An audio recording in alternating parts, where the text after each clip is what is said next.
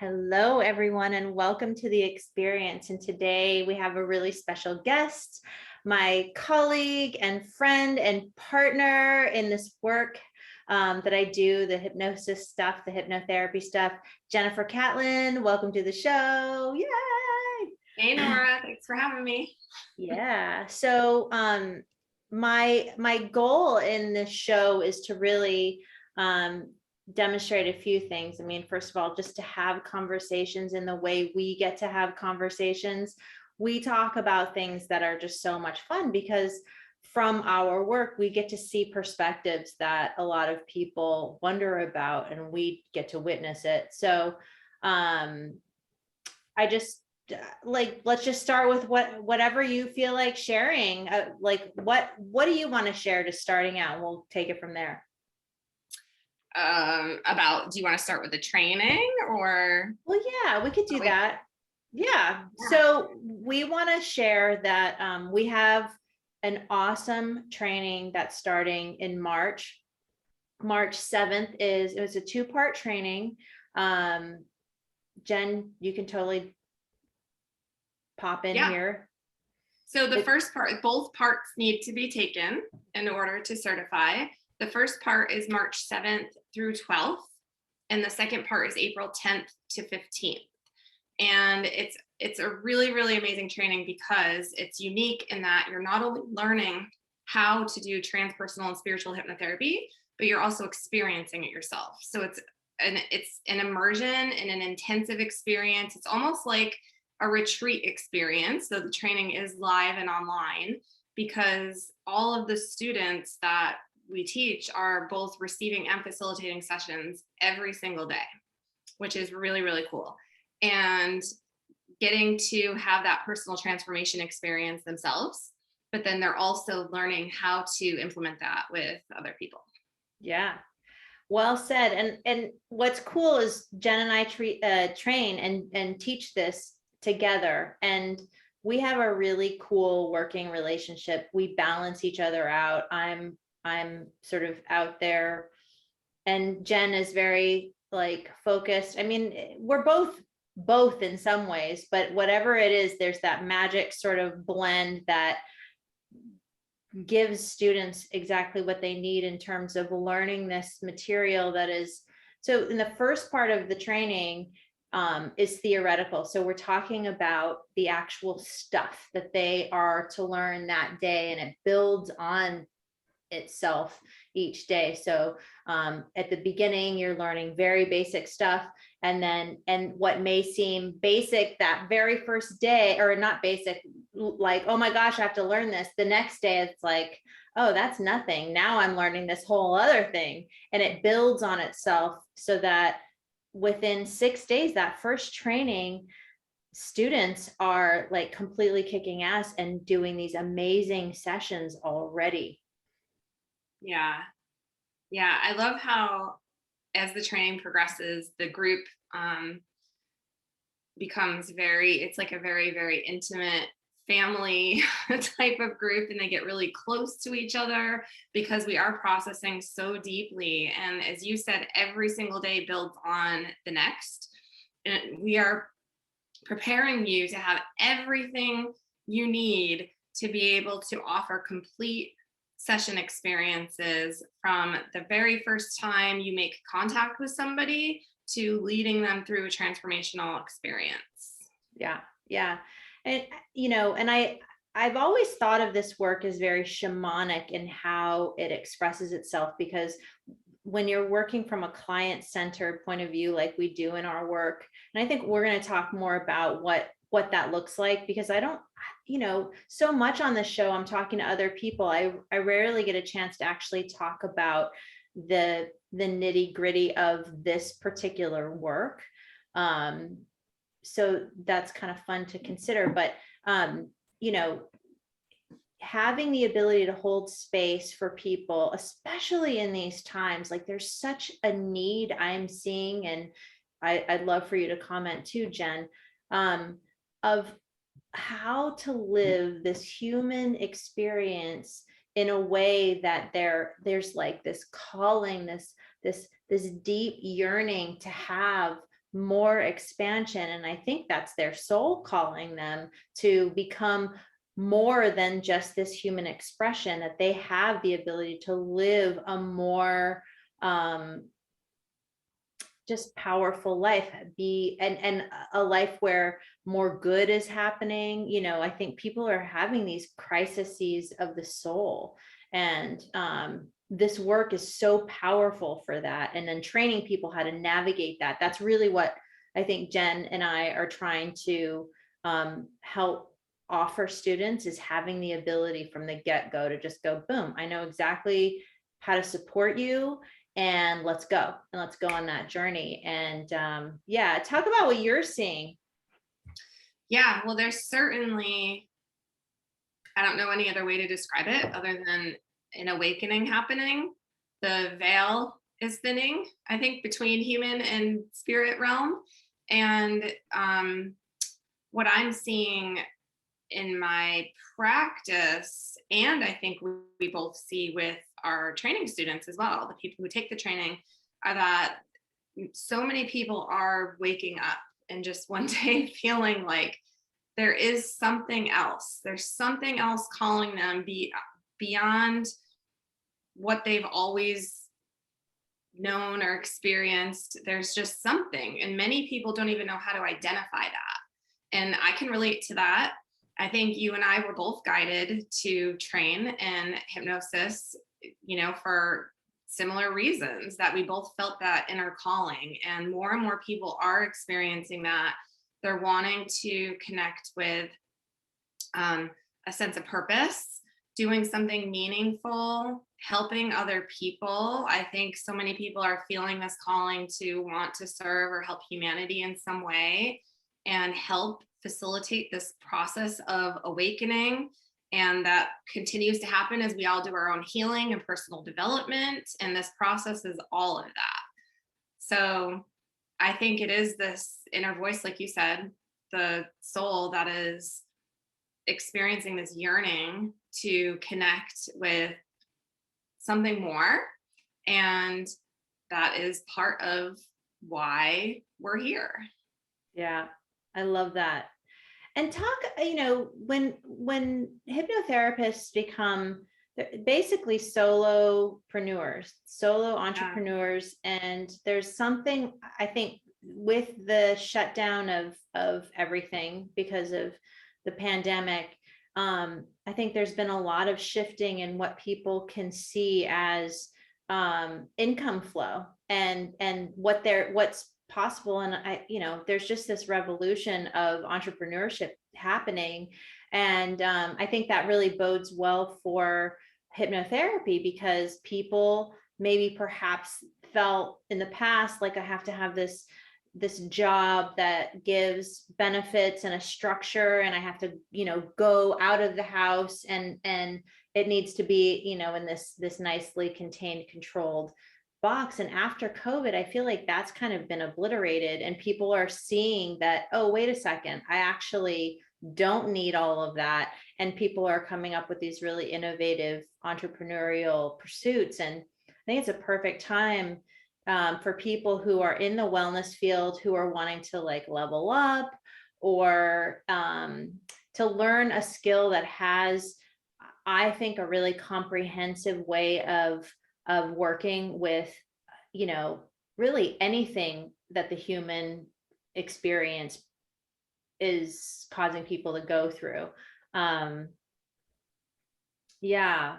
And I do want to mention, I'll just bring this up here, and maybe it'll be good to talk about it. Maybe we'll talk about it later, but the idea that people are starting to come out of this belief system, this haze of belief where when you're doing something good for humanity, you can't make money doing it. Yeah, I get that. And I've had to do my own work with that. I mean, the reality is, the idealistic view, I think so many of us have, that would be absolutely wonderful, is that we could offer our hearts to humanity and not have to make anything, that our needs are just there and fully supported. But the reality of the situation is, we're human too. Every single one of us who is in the healing arts, whether you're a yoga teacher, Reiki practitioner, Life shaman, coach, yeah, life coach, um, therapist. therapist, energy worker, all of these fields. I think the vast majority of us are drawn to that because we do have these deep caring hearts and we genuinely want to help other people and also learn how to heal ourselves. And it can get tied up with, well, if I'm helping, then I should be doing that for free. Unfortunately, because we live in this 3D world and we are human beings, we need income too because we have bills to pay. I mean, that's just the reality. Many of us have families to support, kids, whatever bills, we have. So we have to have some source of income. And this is something I've had to personally connect, do my own personal growth through as well. And I know you've seen that process of just getting to a point of being okay with that. If our needs as healers are met and we're able to live a fulfilled life, then we're going to be able to expand who we can help so much more. It's just going to ripple. If our needs are not met and we are scrambling to, pay the bills or whatever responsibilities we have, then we're not going to be able to put the energy out there to help other people. And so it is what it is. I mean, part of it is coming into the acceptance, like, yes, I'm living this human life, and also knowing and working through what our own self-worth is. And so when you can connect with your sense of self-worth and your value, and knowing that when people are investing in your services, they want that help from you. They want to connect with you. And it's just an exchange of energy. And that's, money is how we do it, at least at this time in our human experience. Yeah, I mean, I couldn't agree more. And it's valuable too. So having a sense of value, and you mentioned something that's really, I think, significant and important, because from the perspective of you work a lot with empaths and sensitives, as do I. That's a real sort of hallmark of your work. And I think what you mentioned was really sort of like the top down point of view, which is like, people who are like, I am the spiritual being, and I have to like reconcile the fact that I am having to work and earn a living. And that is sort of the opposite approach of somebody who's already like, totally in the human like matrix and aware, like, yes, I am human, and just coming into the awareness, which I think a lot of our clients are coming into, is, oh, I'm a spiritual being. And the two of those don't need to be mutually exclusive. That's a really big thing that I'm seeing in my clients, just like the awareness, like, oh, there's not this huge separation between church and state. It's like totally integrated and apart. Like, if that can become integrated, the superpowers that come through that experience are so beautiful. And I think what you're mentioning about sensitives and empaths, and these are people who we want to train, getting them to believe that the work that they're doing is so valuable that honestly, if they aren't charging for their work and really standing behind their product, then people aren't going to come to have transformation with them. And that is the most important key. Like, if receiving is a difficult thing, that's definitely something that can be shifted, and hypnotherapy is a really great way to do that. And that can be something that's addressed even in the training.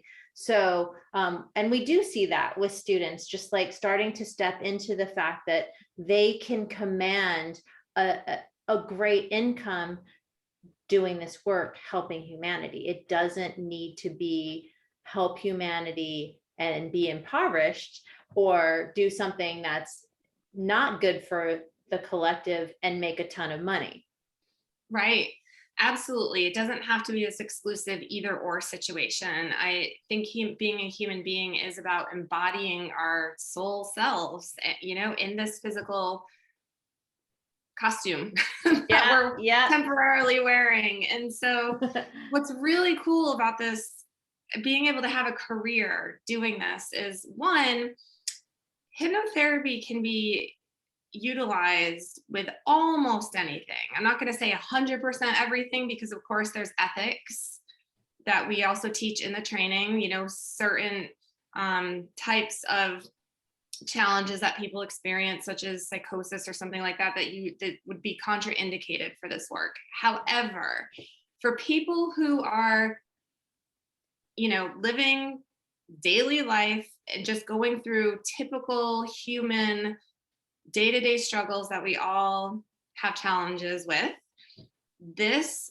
skill set can be applied to almost anything. And so life coaches who might focus on, one life coach might do more health and wellness coaching, and another life coach might be working with people in business. These skills, because we're teaching people how to get to the root underlying cause of somebody's issues and what they're struggling with in life, as well as how to guide clients to connect with their higher selves, that it can be used and applied with almost any career position, energy work, yoga, like all of it. Finance, money mindset. Yeah. It can be incredible. And you see a lot of people who are doing coaching, they have NLP in their skill set. And this, so if you are like, NLP is a consciousness shifting practice. And the creators, and this is just what I've heard, so I could be wrong, but what I've heard about NLP is that it was called NLP so that it didn't get flagged as being called hypnosis. But it's, we have talked about NLP, use it in our work. Melissa Tiers uses NLP a lot in what she trains. And it's pretty indistinguishable from hypnosis.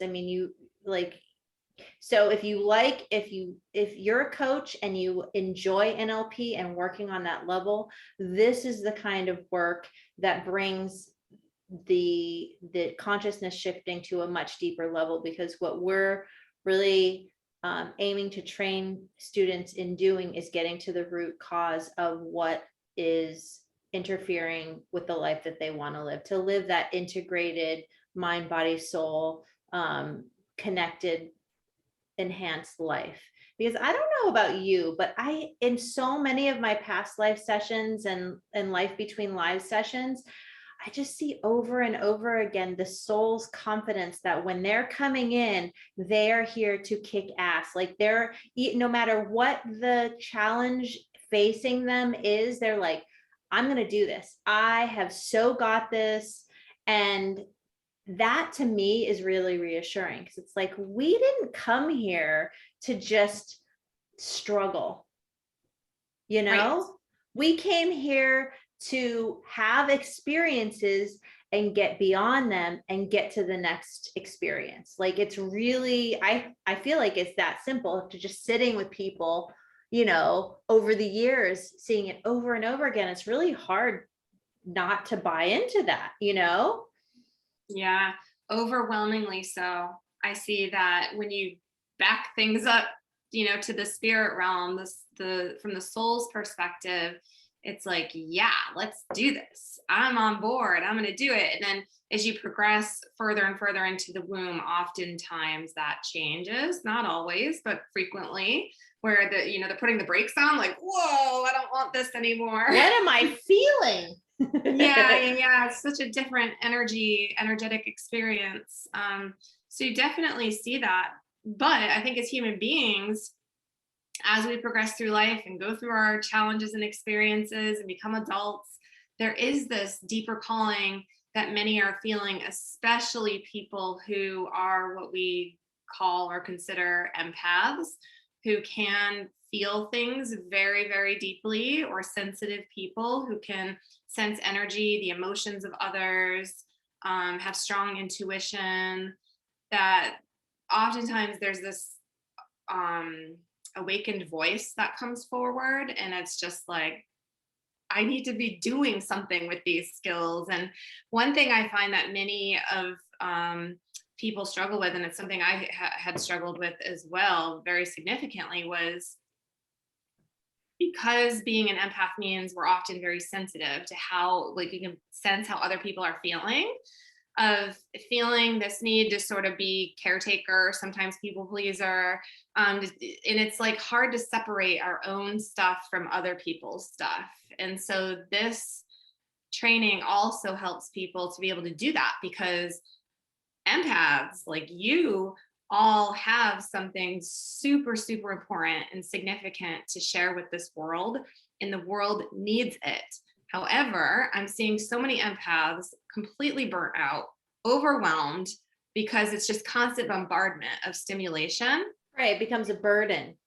Yeah, and it's too much. And so many are just saying, they want to crawl into a hole and dig a hole and not come out because it just feels like it's too much. And through this work, it can help you so much. And I know this from experience, to be able to separate what's yours versus other people's, and to get to a place where you will always be that deeply caring person for other people, but you're not going to be carrying their stuff for them. And it's really, really powerful. So that's a really fun topic. I was actually just writing about this today, and I was thinking about my childhood and why I felt like I just never fit in. I always felt like a weirdo. I always felt like the things that I said were awkward, and people were like, what? Like, they never really got me, especially when I was a kid. I mean, I still had friends, but they weren't at the level that I totally wanted. And I felt this deep connection. And I always was like, why am I not feeling this deep connection? What is it? And there was this moment, really not, like maybe a couple of years ago, where it all sort of crystallized in my mind, is the realization that when we're spiritual beings, when we're totally free of the physical human experience and we're purely back into the spirit realm, we are interacting and intertwining with other consciousnesses, other beings, and there's no fear of being invaded, or of boundarylessness, of don't get too close. There's just total clarity of 100% confidence that we are love, that loving engagement with others is just happening, and we're not afraid. We're just totally in the space of what I would just say is playing in the space of love and discovery and exploring. And there's none of the hesitation that happens, and the doubt and the fear that happens on the physical level. And the question that I was wondering about, and what crystallized for me, is why is it that sensitive people wanted to come in on a soul level? What is the purpose of feeling more than the average person? And what came to me was the realization that our ability to perceive beyond the physical boundaries into other people's energetic space is our bringing our soul essence into this expansion, this awakening that's happening, and that it's a skill. And that once you learn how to utilize your sensitivity and your empathic capabilities, they do become this powerful skill set that enables you to help bring transformation to the planet. And it's not something to be ashamed of. It's just something to be managed, and whatever it is that you need in order to create the life that you need moving forward, to create the protections or the processes that you need in order to feel robust in your life expression.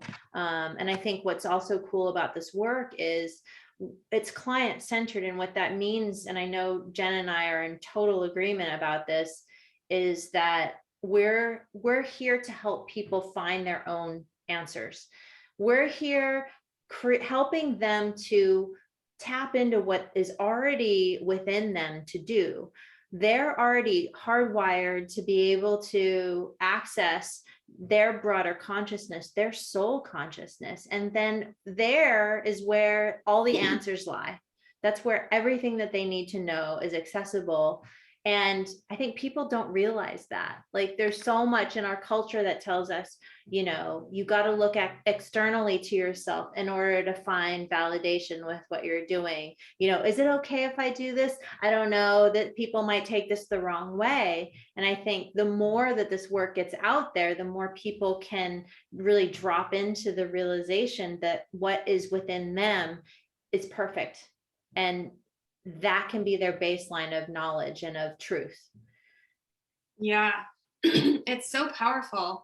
I think, yeah, we grew up with, having teachers and being taught that other people have knowledge and experiences we don't have. And while all of that is somewhat true and beneficial to, utilize other people with what they can help us with, the deep answers for life change exist inside of every one of us. And so this work is about, yes, as a hypnotherapist, you're going to be a guide for somebody on their experience and on their journey and walk by their side. But our role is not to tell them outright, that we have the answers and we know Right. best for them. Our role is to help each person connect with that inner voice that already knows. It's just most people aren't able to connect with it because we're so busy in life and we do have so much constant stimulation coming at us, whether it's online or just busy, day, whatever it is. And so our job is to help connect them to that voice. And when people are able to do that, they realize they do have the answers. They've been there all this time, and it's such incredible, powerful work.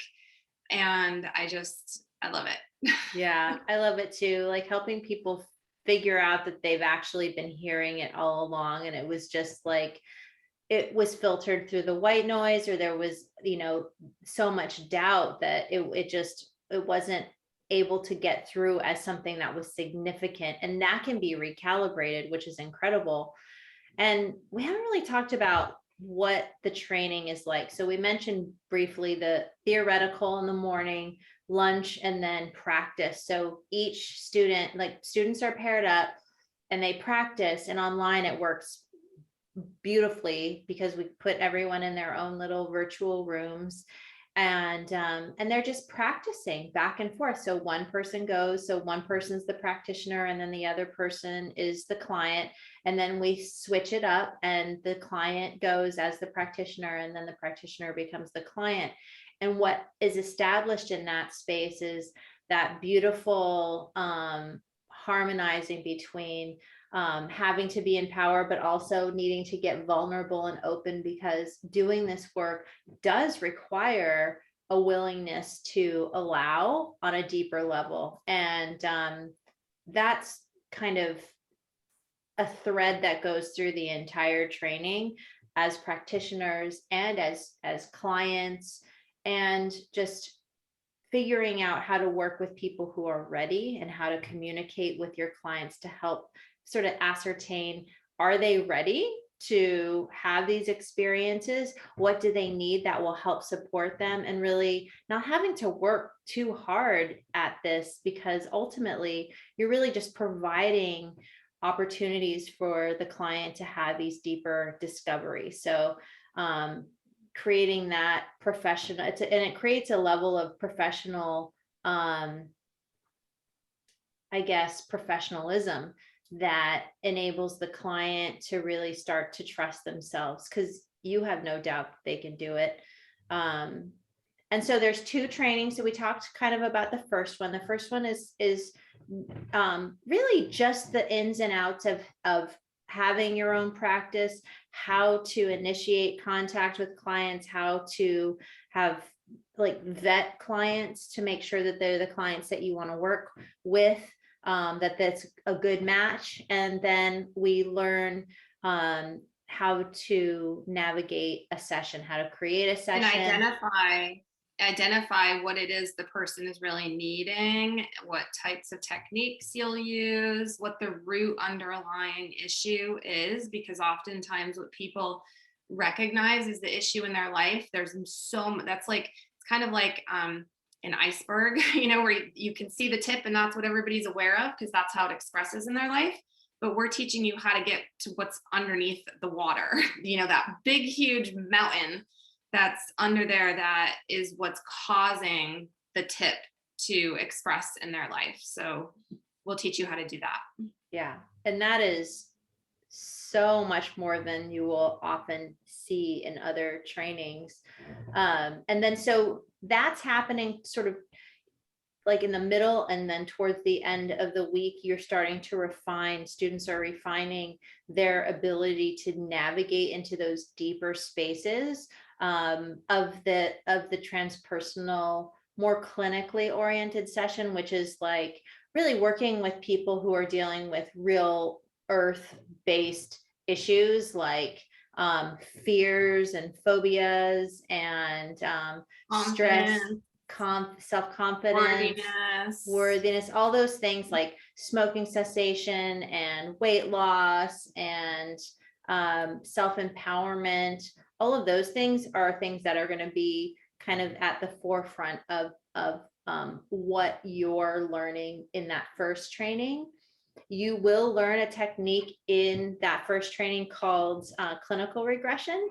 And then the second training brings you into a completely like a deepening of those techniques so that you're learning how to really navigate beyond space and time to the real origin of things.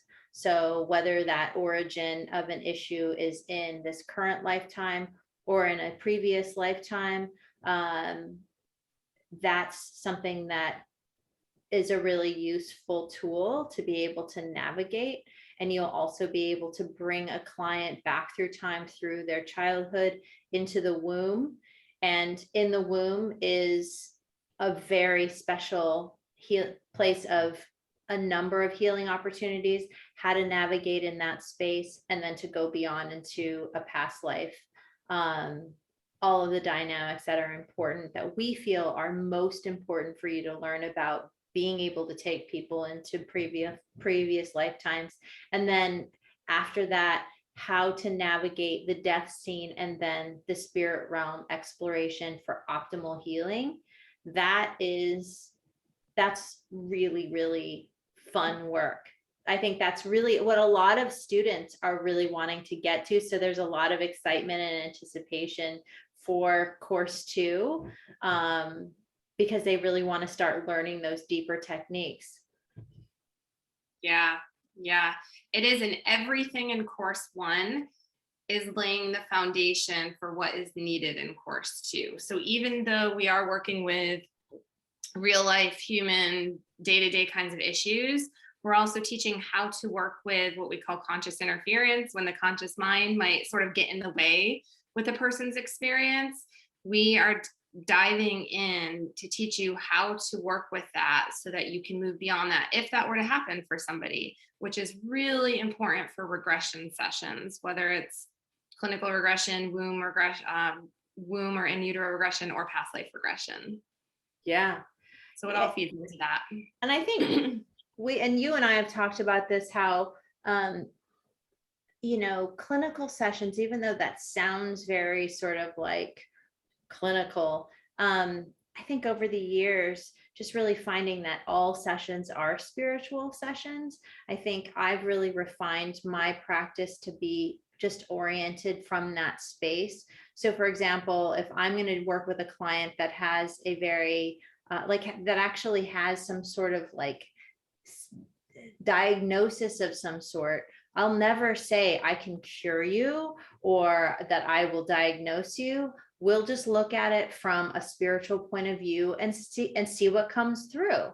And that is not for everyone, but the people who come find a lot of relief in that experience because it just helps them to see such a broader view, such a broader perspective of what's possible for themselves. And it's not stuff that they have no recollection of. Like, our souls are what we are most of the time. It's what we forget when we come into this experience. And so to have a reconnection with that aspect of us that is really, truly who we are, is really, it alleviates so much stress. It's like, oh, I can actually trust and lean into this, and not everybody's there. I mean, there people are at various levels of trusting that. What about you? Is that something that you encounter in your practice? What people trusting? Yeah, like when they start to connect with their soul self. And it's like, because you kind of like, once you know that the information that's coming through is pertaining to you specifically, and it's from your soul, there's like this, I notice people are like, well, how do I trust? I have to trust my inner voice. And there's sort of there's some mental chatter that gets in the way of just like their day-to-day stuff, not when they're in the session, but like afterwards when they're living their life.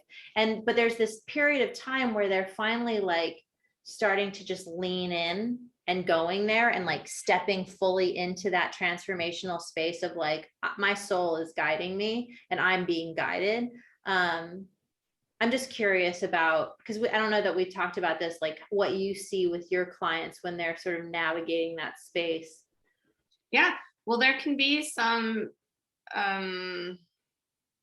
don't want to say opposition. I'm not thinking of the right term, but there can be some incongruity between what is coming through and the analytical mind. And so many people I work with, and I think partially because that has been my journey as well, are people who have strong analytical, logical minds, even maybe somewhat skeptical, yet at the same time, there is a belief that more exists.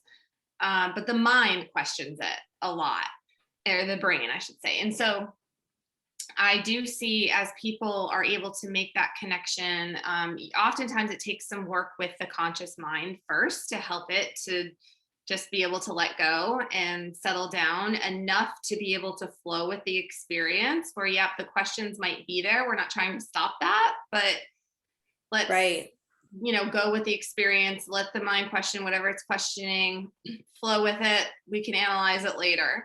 It can be challenging sometimes when people are initially coming into that, because there is this conditioned part of the brain that's like somewhat conditioned, but also maybe born into that experience as well, where the brain is just questioning. And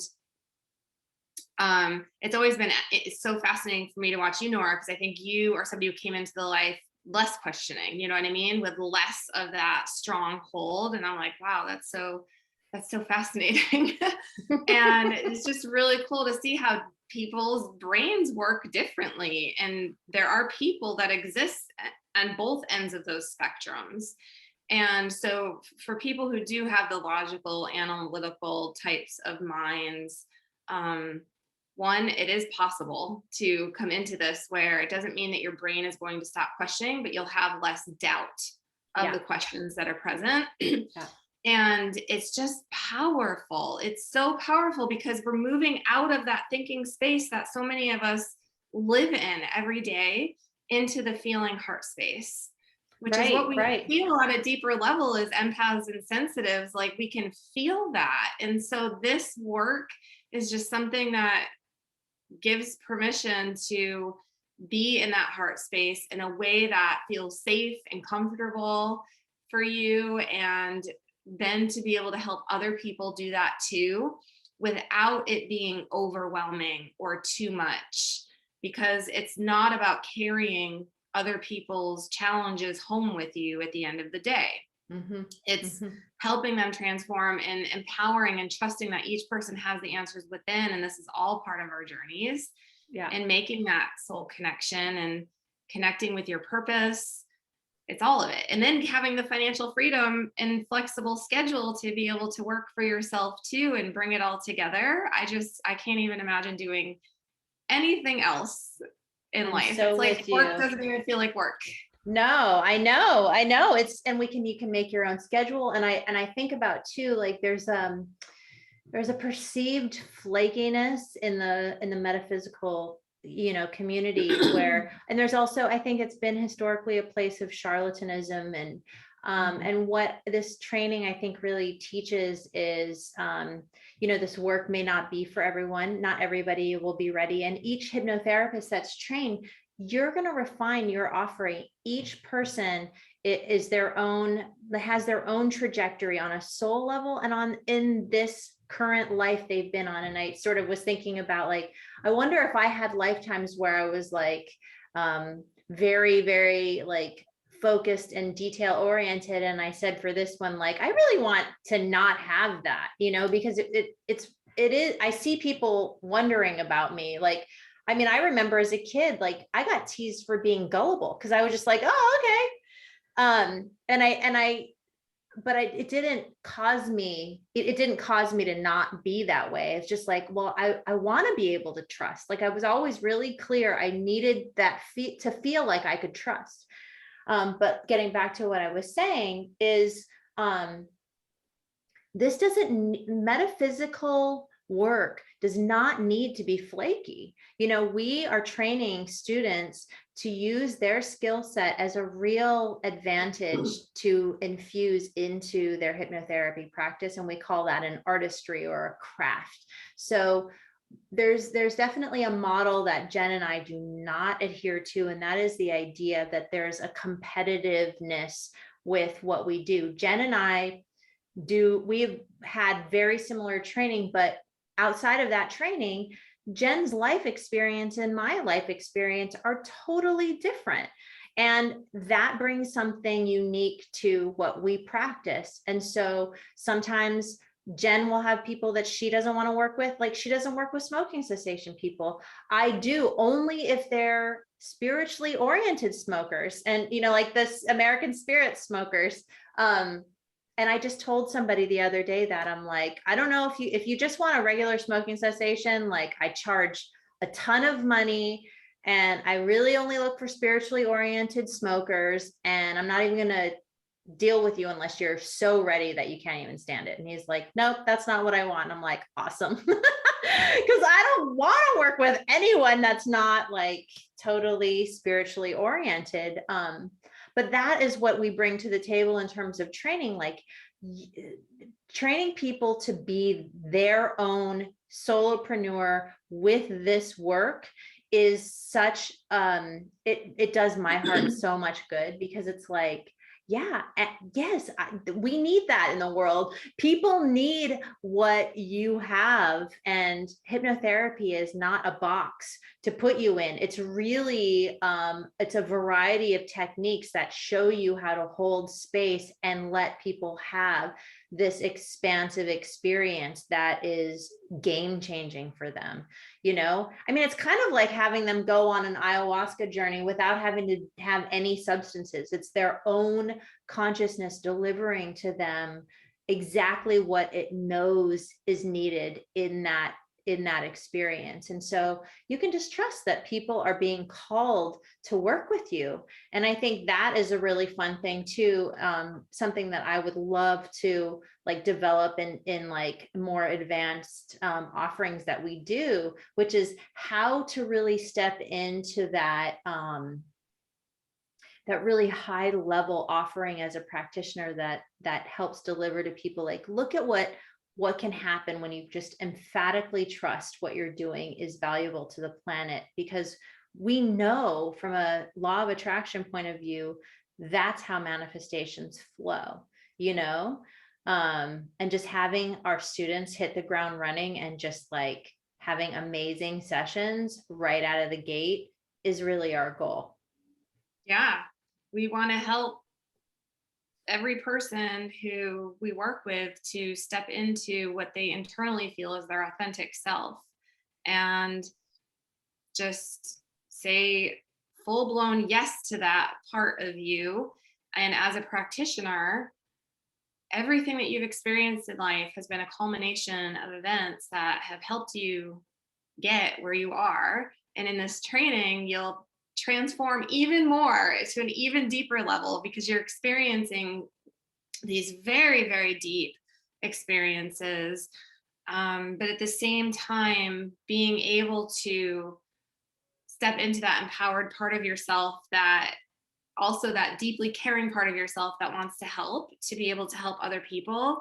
And it's going to be unique, just like you said, Nora. Like, even the types of people that we might work with may, under a big blanket category, be similar, but then the specific energies we draw in might be a little bit different, because we've all had different life experiences. A lot of the people I work with have had the same life challenges that I've had, or the same things that I've struggled with. And so as a practitioner, you can speak to that on a deep level, or maybe your heart feels really drawn to working with a specific population because it's something you just love so much. And it's like, you get them so deep down, you get them, that person. And those are the people that you're meant to work with. And this work will help bring you into that. And so in each day of the training, we're spending a couple hours in the morning doing, morning, we work with people around the world, so different time zones. Our morning, we're working, doing some instruction to teach different techniques. And then we do a demonstration where either Nora, excuse me, I can feel the pollen just starting in North Carolina. And it's like, is it winter or is it spring? Is it winter or is it spring? Oh my gosh, it's been back and forth like crazy, like snow, sun, warm, all over the place. So we do a demonstration where either Nora or I will facilitate a session based on whatever it is we're learning that day. And then we take a break for lunch or dinner or breakfast, wherever you happen to be in your part of the world, and come back. And that's where we'll do the supervised practice sessions. And we also offer, which I love this because I know this really is unique to our training, we offer a lot of support going forward. And we're also continuing to develop some more continuing education possibilities for our students. But we do have a private community that you will automatically be a part of with other trained hypnotherapists. And our community of practitioners is extremely supportive and loving of one another. And I just love the energy in that space. Yeah. And people get to really thrive. I think that's one of the things that's really beautiful too about it's a private Facebook group. And excuse me, seeing students answer questions that like previous students have, or connections, networking, and they're all developing. And the more the students that, it's a supervision group basically, and the students that show up and participate are the ones that get the most out of it. And I think that would be my wish, is that people felt like they could be, like, if they have questions, that maybe they don't have questions, but if they do, they put it out there and they get answers from me, from Jen, from other students.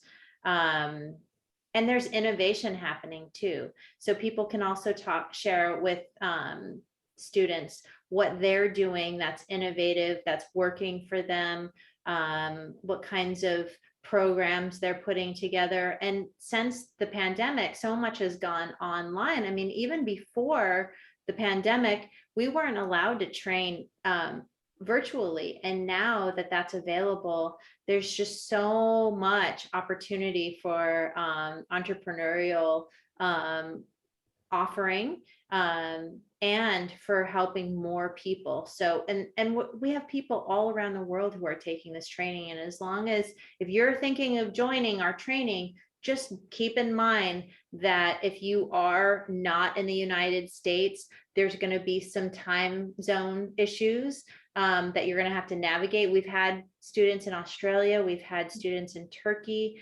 in UK, and they all have different, in Puerto Rico, they have different time zones, and it's been tricky. So it's been tricky for them. And we do record all of the trainings, but you have to show up. You have to be present for the training. It's essential.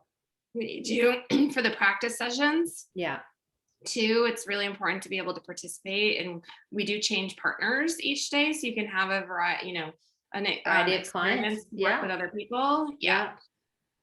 And then after the training, there is some practice to do practice, read a book per course, and you'll practice with people that you know or who want to experience this work, and then turn in some case studies. Yep. And then you can be fully certified and off you go and fly off into the sunset, transforming the world. So Yeah.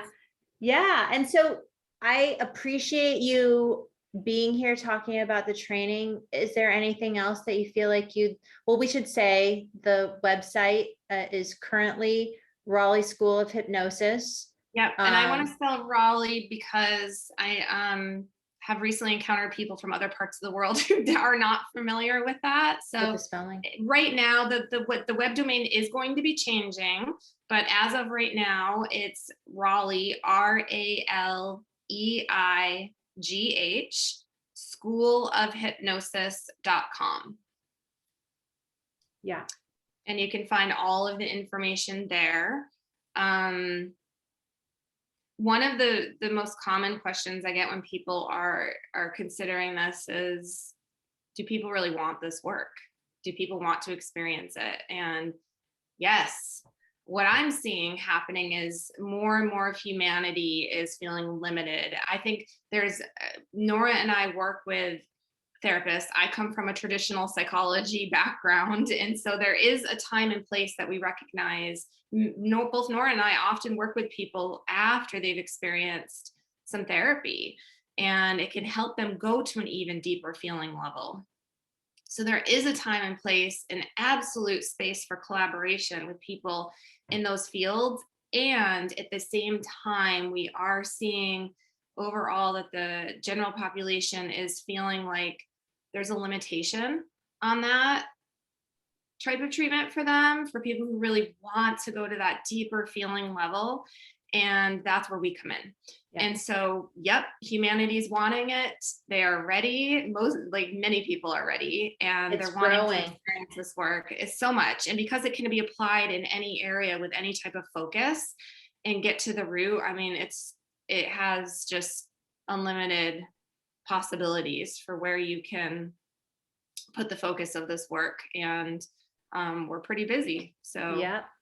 And I think it's only going to continue to grow. It's going to continue to grow. And with the work of people like Joe Dispenza and Bruce Lipton and Greg Braden and Caroline Corey, who did that series called Surviving Death. Was that Caroline Corey? Oh no, someone else.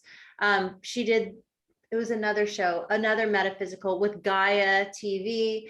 There is a huge explosion of awareness of what consciousness is.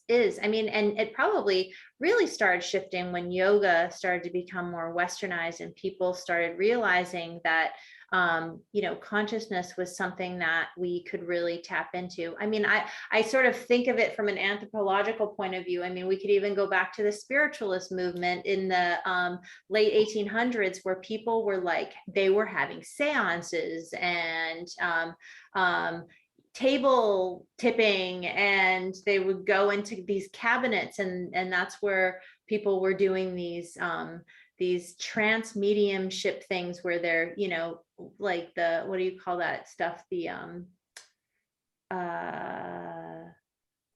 I forget what it's called, but this weird spiritual stuff would come out of them, protoplasm. So, I mean, we've been growing our awareness, or maybe refining our awareness. I mean, if you look at Native people, there was no doubt there's always been this spiritual connection. The Western mind, I think, is evolving to understand our spiritual self, that we can be societal beings and live in large cities and have deeper interconnectedness, that we don't have to be shut down in this place. And I think that that's what people are realizing, is that they're shut down, and that relationships are enhanced. I mean, life is enhanced when you have a connection to the aspect of you. I kind of like to look at it in terms of so when you're operating just from the brain up, from the head up, you're only utilizing a part of your consciousness, but there's consciousness in every cell of your body. And then there are superpowers of your consciousness, your heart, which is very powerful, and your gut as well. So that in conjunction with your brain, your heart, and your gut, and the cells of your body, you get to be this being that is operating on a multidimensional level. It just gives you the ability to live life on your terms in a way that is far more enhanced than just living the ruled life, you know? Yeah. Yeah, for sure. And I think there's some people who are totally comfortable living in that sort of like, this is what you do, this is how you do it. And, you know, I've heard people say, you know, the Bible is my manual. Like, by all means, this is not, if that is how you want to live, like, mwah, God bless, absolutely. But then for those of you who are actually following my work and interested in this, this is for you. Like, there is a lot more for you to explore. And so we invite you, Raleigh School of Hypnosis.com. And March 7th is when our next training happens. And if for whatever reason you can't do this spring training, join us in the fall. We have it 2 times a year. And we're always full, and we keep our classes small so that you can have that intimate experience. And I'll also say that we're just, the price that we have our training now, this is the last time we're going to offer it at this price. So, but we know that you all understand about price and that you're willing to pay for an amazing training. So we'll see you when we see you. We're really excited to have you if you decide that you have to take our training. That's typically what we hear from people is like, I don't care, I'm taking this training, like I have to take it. So if you're a spiritually oriented person, a healer, someone in the wellness field, you know, aromatherapy, massage therapist, regular therapist, yoga instructor. Yeah. This could be your next step. So we're really excited to welcome you on board if that resonates for you. And everyone else, we love you too. Feel free to question here in the comments, and we'd love to know what you're thinking. Yes. All right. Well, until next time, take good care. Thanks, Jen. Sure. Thank you. Uh-huh.